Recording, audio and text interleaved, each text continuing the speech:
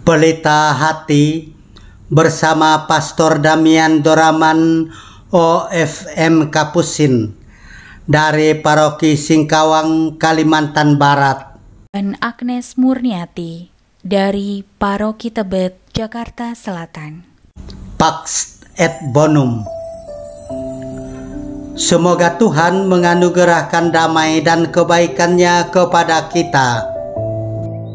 Dalam nama Bapa dan Putera dan Roh Kudus. Amin. Pada suatu hari, ketika Yesus sedang mengajar, ada beberapa orang Farisi dan ahli Taurat duduk mendengarkannya. Mereka datang dari semua desa di Galilea dan Yudea dan dari Yerusalem. Kuasa Tuhan menyertai Yesus sehingga Ia dapat menyembuhkan orang sakit. Maka datanglah beberapa orang mengusung seorang lumpuh di atas tempat tidur. Mereka berusaha membawa dia masuk dan meletakkannya di hadapan Yesus. Tetapi karena banyaknya orang di situ, mereka tidak dapat membawa masuk. Maka mereka naik ke atas rumah dan membongkar atap itu. Kemudian mereka menurunkan si lumpuh itu ke tengah-tengah orang banyak, tepat di depan Yesus. Ketika Yesus melihat iman mereka, berkatalah Ia, "Hai saudara, dosamu sudah diampuni." Tetapi ahli-ahli Taurat dan orang-orang Farisi berpikir dalam hati, "Siapakah orang yang menghujat Allah ini? Siapa dapat mengampuni dosa selain Allah sendiri?"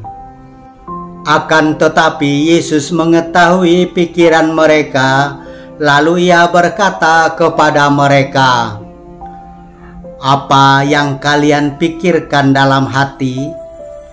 Manakah lebih mudah mengatakan, 'Dosamu sudah diampuni,' atau mengatakan, 'Bangunlah dan berjalanlah'? Tetapi supaya kalian tahu bahwa di dunia ini Anak Manusia berkuasa mengampuni dosa." Lalu Yesus berkata kepada si lumpuh, "Aku berkata kepadamu, bangunlah, angkatlah tempat tidurmu, dan pulanglah ke rumahmu." Seketika itu juga bangunlah orang itu di depan mereka, lalu mengangkat tempat tidurnya dan pulang ke rumahnya sambil memuliakan Allah. Semua orang takjub lalu memuliakan Allah. Mereka sangat takut dan berkata, "Hari ini kita telah menyaksikan hal-hal yang sangat menakjubkan." Demikianlah sabda Tuhan. Terpujilah Kristus. Seorang yang lumpuh ini tidak akan pernah dapat bertemu dengan Yesus dan disembuhkan jika tidak dibantu. Kita juga sering tidak berdaya dan merasa seperti lumpuh karena hilang semangat, hidup rohani kering kerontang, dan kehilangan harapan. Kita membutuhkan keluarga, sahabat, teman, dan bapak rohani untuk membawa kita kepada Yesus dalam doa dan puasa mereka.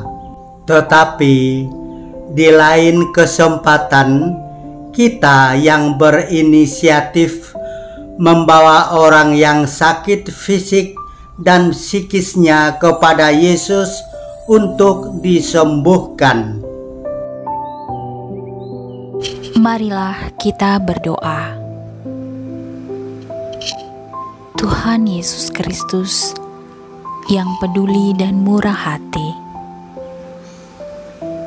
kami sangat prihatin karena anggota keluarga kami, sahabat, tetangga, rekan kerja, dan banyak orang lain, anak-anak sampai lansia yang sakit.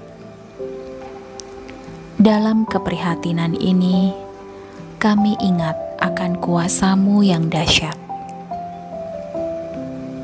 Maka kami membawakan kepadamu semua orang sakit. Berikanlah kepada mereka kekuatan, penghiburan, dan harapan akan sembuh oleh bilur-bilur dan darah-Mu pada hari ini. Lindungilah kami dan semua anggota keluarga yang sakit, agar mereka tidak tertular penyakit. Kami mohon agar Engkau berkenan melenyapkan segala virus dan penyakit dari muka bumi ini. Bapa kami yang ada di surga, dimuliakanlah nama-Mu. Datanglah kerajaan-Mu, jadilah kehendak-Mu di atas bumi seperti di dalam surga. Berilah kami rejeki pada hari ini, dan ampunilah kesalahan kami, seperti kami pun mengampuni yang bersalah kepada kami. Dan janganlah masukkan kami ke dalam pencobaan, tetapi bebaskanlah kami dari yang jahat. Salam Maria, penuh rahmat, Tuhan sertamu, terpujilah engkau di antara wanita, dan terpujilah buah tubuhmu, Yesus. Santa Maria, Bunda Allah, doakanlah kami yang berdosa ini, sekarang dan waktu kami mati. Amin. Kemuliaan kepada Bapa dan Putera dan Roh Kudus, seperti pada permulaan, sekarang, selalu, dan sepanjang segala abad. Amin. Tuhan bersamamu, dan bersama rohmu. Tuhan memberkati engkau dan melindungi engkau. Amin. Tuhan menyinari engkau dengan wajah-Nya dan memberi engkau kasih karunia. Amin. Tuhan menghadapkan wajah-Nya kepadamu dan memberi engkau damai sejahtera. Amin. Dalam nama Bapa dan Putera dan Roh Kudus. Amin.